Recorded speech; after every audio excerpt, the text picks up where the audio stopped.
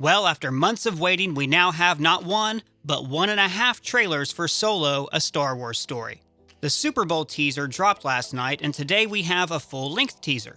There's quite a few Easter eggs to break down here, so let's get started. The first sound we hear in both trailers is switches flipping on in the Millennium Falcon. Little tidbit here. When Harrison Ford, a real-life pilot, agreed to be in The Force Awakens, he asked J.J. Abrams to make the cockpit switches more realistic. The first line of the trailer, "So you want to make a difference?" is kind of tongue-in-cheek. When we first met Han, he doesn't care about making a difference. Look, I ain't in this for your revolution, and I'm not in it for you, Princess. I expect to be well paid. I'm in it for the money. So this story is about how Han wanted to make a difference, then came to not care, so one day he would come to care again. Between these two trailers, we are shaping out the origin of Han Solo. He was an orphan, and he joined the Imperial Academy to be a pilot, but he was kicked out for being too hot-headed. Like Maverick should have been if he wasn't boning his teacher. And this is exactly like Han's origin in the Legends continuity. But I'm curious how much of it they're going to keep and how much they're going to throw away. Han Solo is Corellian, meaning that these scenes where he signs up for the Academy are probably set on Corellia. I'm not sure if the scene is actually him signing up at the start of the film, or if it's some kind of ploy that's part of a larger, zanier caper. There's a familiar set piece here, one of these things, which we also see on the Death Star. There's shots of a sequence with Han and Emilia Clarke's character Kira on a high-speed chase, running away from stormtroopers. They make it seem like she's wealthier than him. Like they have sort of a Jack Dawson Rose vibe, where he pulls her away from her noble life into something crazy. Or maybe she's a con artist, and in clips like this, she's running a scam. This scene has been compared to the drag race in American Graffiti. Maybe it was a late addition by director and American Graffiti actor Ron Howard. And we get our first look at the Millennium Falcon, all shiny and new. God, Han is a terrible housekeeper.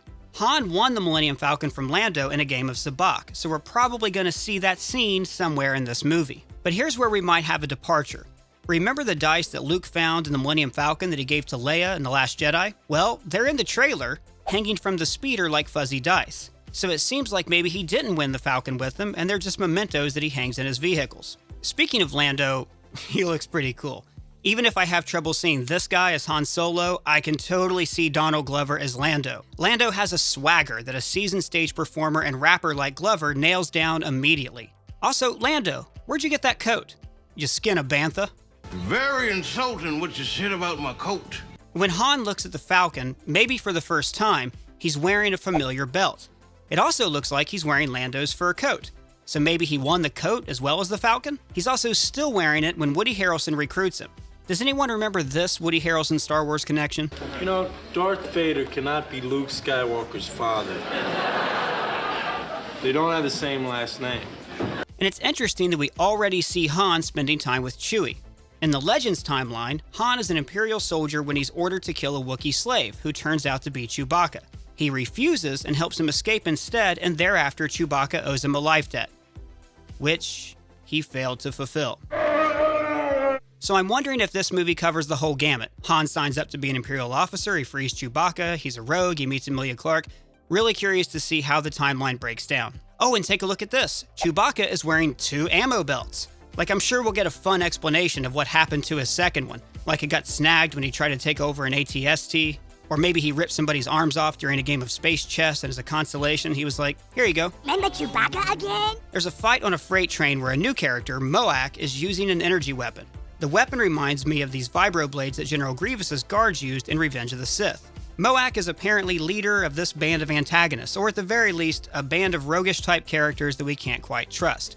You know, because Star Wars. Star Wars is essentially a space western, and this shot is a nice nod to that. Dear God, I hope Han shoots first. We see 2 different cantinas. One is kind of scummy, but it's not the famous Mos Eisley cantina because it has 2 levels.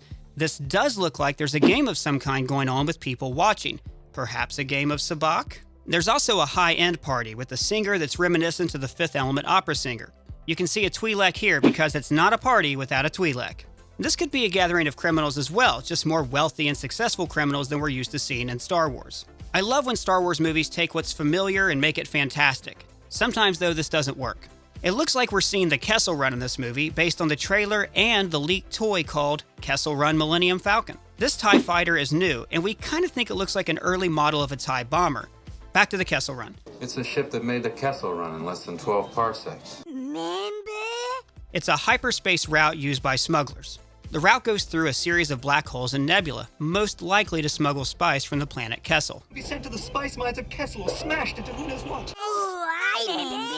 So based solely on the trailer, it looks like Woody Harrelson's character Beckett is putting together a team for the Kessel Run. Oh, and look, Han runs into a giant monster, like all those other times he ran into a giant monster. And the trailer ends with Han saying, We're in trouble there for a second, but it's fun. and this is a direct nod to this scene from New Hope. Everything's perfectly all right now. We're fine. We're all fine here now. Thank you. How are you? I entered into this trailer not sure if the movie should be made, and I'm still not sure. And it still feels like a cash grab that's telling a story that doesn't need to be told. Do you agree? Tell me what you think in the comments below. For Screen Crush, I'm Ryan Airy.